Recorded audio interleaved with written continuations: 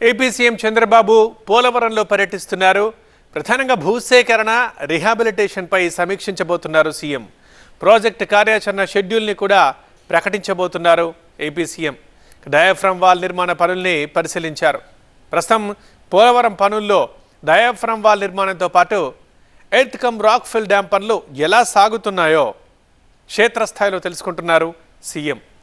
అనుకున్న షెడ్యూల్ ప్రకారం ప్రాజెక్టు పూర్తి చేయాలంటే పనుల పురోగతి ఎలా ఉండాలి, కాంట్రాక్ట్ సంస్థ యాక్షన్ ప్లాన్ ఏంటనే వివరాల్ని చంద్రబాబు తెలుసుకుంటున్నారు.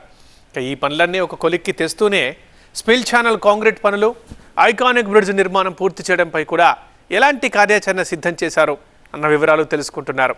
అలాగే ఇంకా ముఖ్యమైన పునరావాసం, పరిహారంపై కూడా చంద్రబాబు సమీక్ష చేయనున్నారు.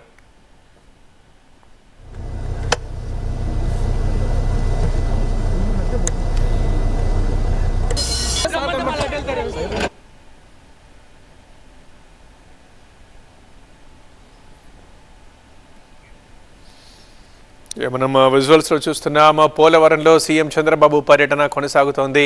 భూసేకరణ, రిహాబిలిటేషన్పై సమీక్షించబోతున్నారు. అదేవిధంగా ప్రాజెక్టు కార్యాచరణ షెడ్యూల్ని కూడా ప్రకటించనున్నారు సీఎం. దానికోసమే అందరూ చూస్తున్నారు. అందుకే డయాఫ్రమ్ వాల్ నిర్మాణ పనుల్ని పరిశీలించారు బాబు. ప్రస్తుతం పోలవరం పనుల్లో డయాఫ్రమ్ వాల్ నిర్మాణంతో పాటు earth cum rock fill dam పనులు ఎలా సాగుతున్నాయో క్షేత్రస్థాయిలో తెలుసుకుంటున్నారు సీఎం. అక్కడ అధికారుల్ని అడిగి అన్ని వివరాలు తెలుసుకుంటున్నారు.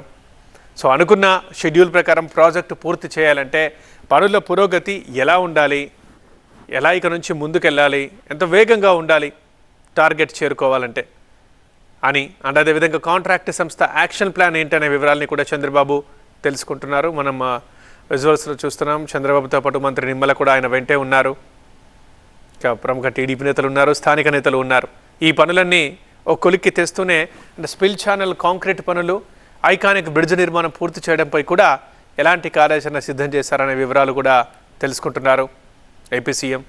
ఇక ప్రధానమైన పునరావాసానికి సంబంధించి, పరిహారానికి సంబంధించి కూడా చంద్రబాబు సమీక్ష చేయనున్నారు. ఇక ప్రాజెక్టు కార్యాచరణ షెడ్యూల్ని ప్రకటించనున్నారు ఏపీ సీఎం.